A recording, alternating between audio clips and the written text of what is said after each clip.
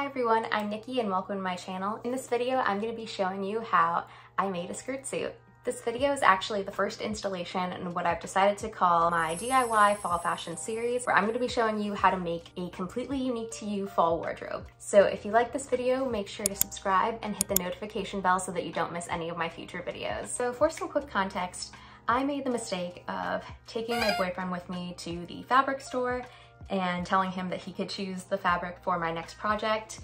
He had no idea I was planning on making a skirt suit, so when he picked out this fabric, I thought it was actually pretty perfect, despite it being a kind of grandma-y print. But over the process, I really grew to love the print on this fabric, and the addition of the lace on the bustier was something that had me super excited, as well as the pearl detailing. Since the fabric had a bit of a rough texture, I decided to use this lighter blue fabric for a lining, but only on the skirt portion of the outfit. I asked people to weigh in on Instagram while I was deciding between two different patterns that I could go with, but ultimately, because of my petite body type, I decided to go with the more fitted blazer, and from the jump, I knew I was not going to make a collar for this outfit. If you decide to try to make your own skirt suit, I highly recommend finding a blazer that already fits you pretty well and using that as the base for your pattern.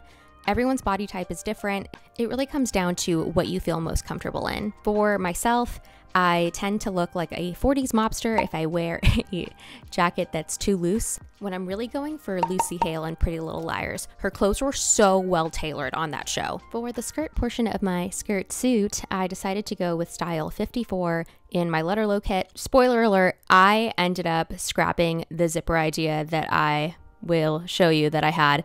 Again, if you decide to do this at home, I highly recommend finding a skirt that has an ideal waistline for you and making adjustments as needed. I really regret not putting pockets on this freaking skirt. If I could do this all over again, I think I would try to go with a different fabric that did not require me to add a lining. For some reason, when I have to put a lining in things, I feel like they tend to look more homemade from the outside.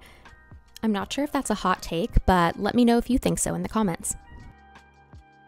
Since I was drafting this pattern using my letter low kit and not a blazer that I already own, I really was kind of going in blind, because at least if you use a blazer that you already own, you have an idea as to what the end product will look like in real life. If you decide to use a store-bought pattern rather than a garment that you already own, you kind of experience that feeling of that one TikTok noise where it's like scary, scary music and then suddenly the end product is fine.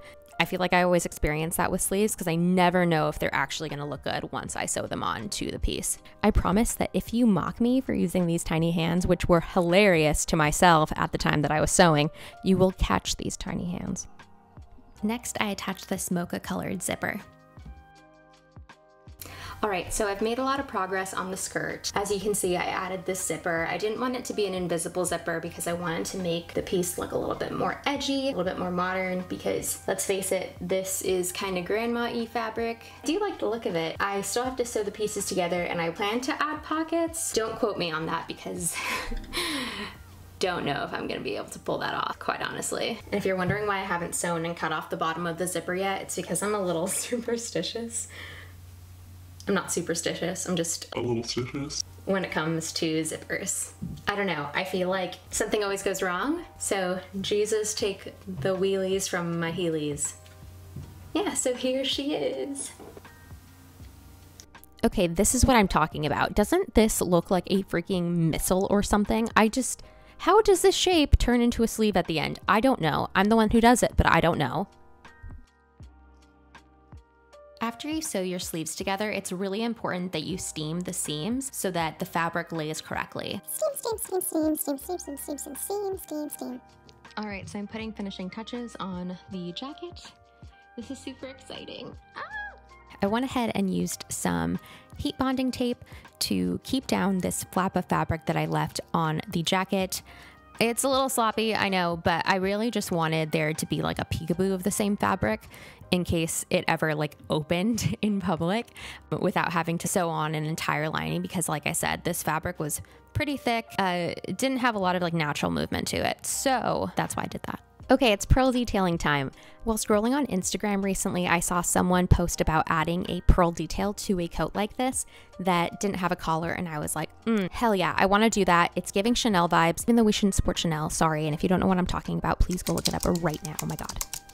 Something that I did wrong though was I tried to take the easy way out, or what I thought was the easy way out, and use my sewing machine for the majority of the trim, when I really should have hand sewn it. I ended up doing that towards the end after breaking multiple needles and refusing to change my ways. But if I had a trim that was thinner and wanted to use my sewing machine, I could use either of my open-toed sewing feet from my Madame Sew set. So here is the finished look. I actually ended up adding a band to the top of the skirt to give it a little bit more of a fitted look, and then I turned the skirt so that the zipper was on my hip and not facing the front. I'm going to be doing another video on how I made the bustier because that was a last minute addition, and I'm so glad that I did it, so make sure to subscribe and hit that notification bell so you don't miss it.